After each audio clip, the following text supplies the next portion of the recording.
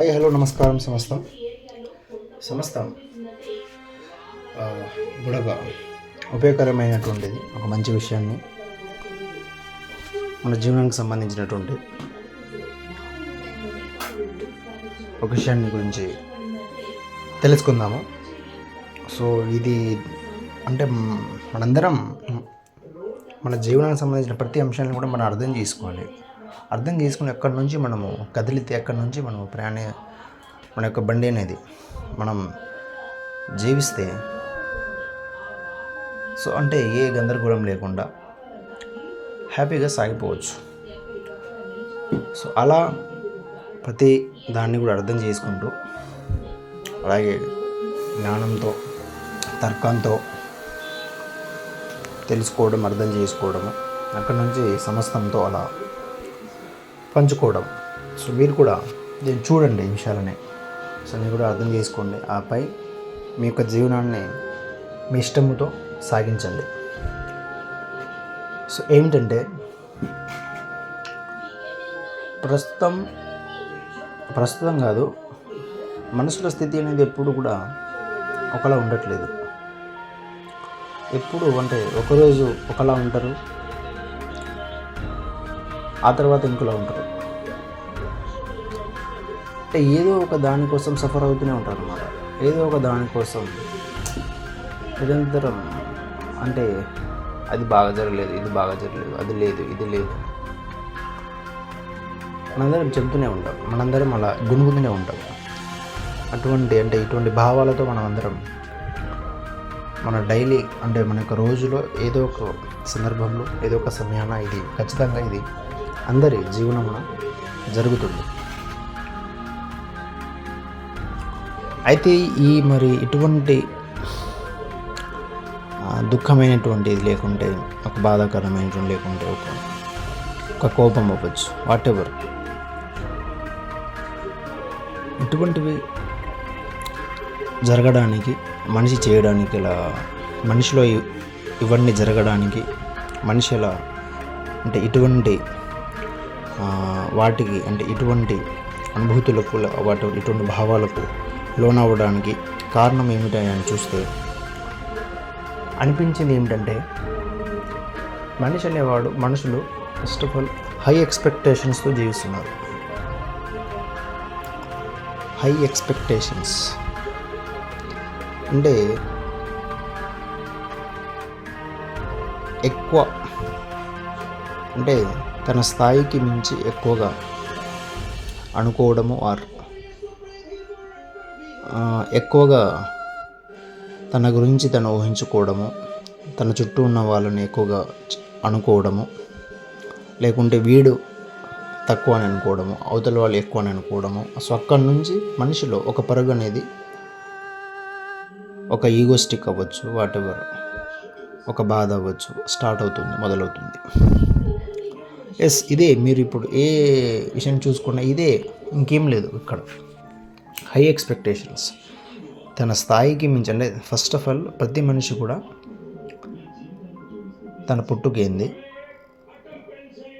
యొక్క పుట్టుకేంది, అలాగే పుట్టుక తర్వాత కాలంలో తన ఊహ తెలిసిన తర్వాత, తన మైండ్ మెచ్యూర్డ్ అయిన తర్వాత చుట్టూ ఉన్నటువంటి అంశాలు ఏమిటి, వ్యవస్థ ఏంటి, వ్యవస్థలో ఏముంది, యాక్చువల్ కుటుంబం అంటే ఏమిటి, తన శక్తి ఏమిటి, అలాగే ఇక్కడ సమస్తం ఏంటి, ప్రతిదాన్ని అవగాహన చేసుకోకపోవడం వల్లనే, అండర్స్టాండింగ్ చేసుకోకుండా కాలంలో ఇక బయలుదేరుతారు అనమాట, ఏదో ఒకటి పీకేయాలి, సాధించేయాలని.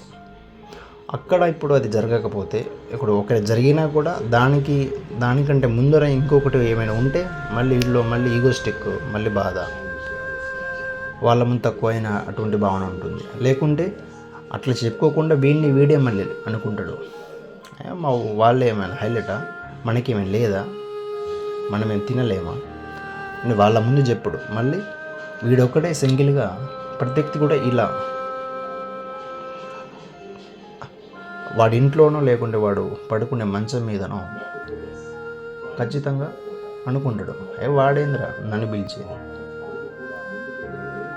నాకేం తక్కువ అని. అంటే వీడు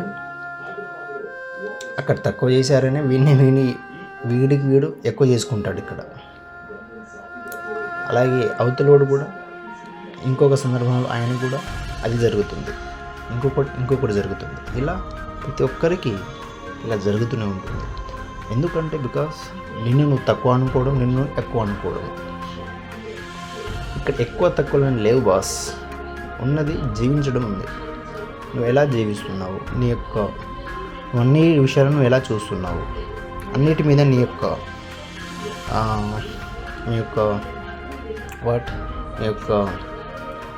దాన్ని ఏమంటాం, నీ యొక్క రిథమ్ అనేది, నీ యొక్క మ్యూజిక్ అనేది ఎలా అంటే అంటే ఒక మ్యూజిక్తో ఫర్ ఎగ్జాంపుల్ ఫ్యాన్ అనేది ఎప్పుడూ ఒక రిథంలోనే తిరుగుతుంది.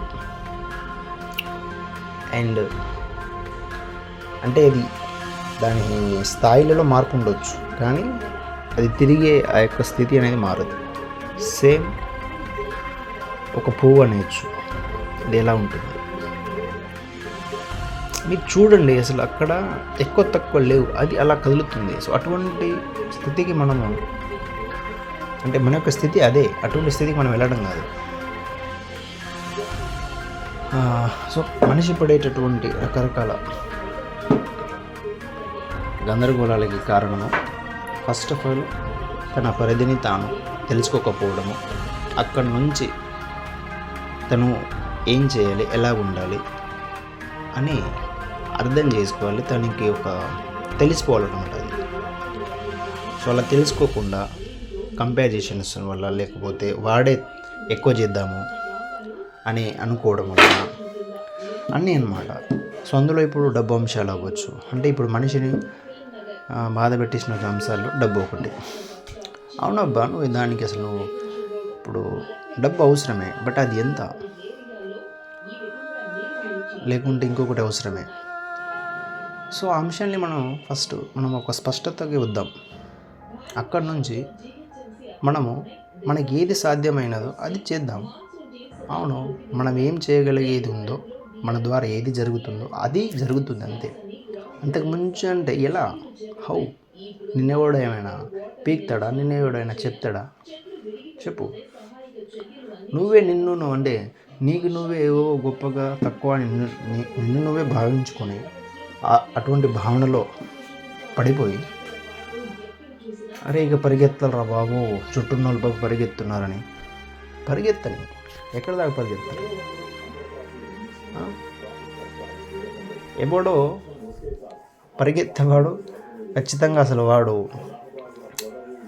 వాడి కోసం పరిగెత్తట్లే, వాడు దేనికోసం పరిగెడుతున్నాడు అసలు. అదొక అర్థం లేని పరుగు అనమాట.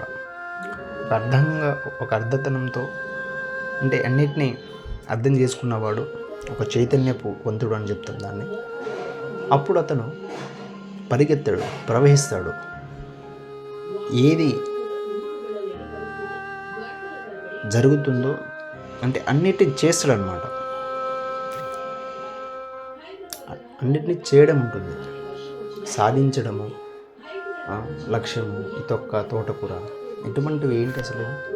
అవును, మీరు ఒక పని చేయాలనుకున్నారు, అది ఉద్యోగం అవ్వచ్చు, లేకుంటే వ్యవసాయం అవ్వచ్చు, లేకపోతే బిజినెస్ అవ్వచ్చు, ఒక పాలిటిక్స్ అవ్వచ్చు, ఏదైనా సరే చేయండి. బట్ అది చేయడమే ఉంటుంది, లక్ష్యం అనేది ఉండదు. లక్ష్యం అనేది భాషలో ఇట్లా చెప్పుకుంటాం. లక్ష్యం మూలం ఏంటి, చేయడమే ఉంటుంది, కొనసాగడము, అలా నూతనంగా కొనసాగుతూ ఉండాలి. ఇక్కడ ప్రతిదీ కూడా కొనసాగుతుంది, ఎక్కడ కూడా ఆగట్లేదు. మనిషి ఒక్కడే, మరి ఎందుకు మరి సరిపెట్టుకొని ఫైనల్ చెప్పేది ఏమిటంటే, మన స్థాయిని మనము తెలుసుకొని అక్కడి నుంచి చేద్దాం, చేయదగినవి చేద్దాం, ప్రవహిద్దాం. ఎందుకబ్బా మనకి బాధ, టెన్షన్స్ ఎందుకు? మనం ఏం చేయగలుగుతాం అదే చేద్దాము. మనల్ని ఎవడు తిట్టేటోడు లేదు, కొట్టేటోడు ఎవడు లేదు. అక్కడే హ్యాపీగా ఉంటాం అంతే. రైట్ మరి.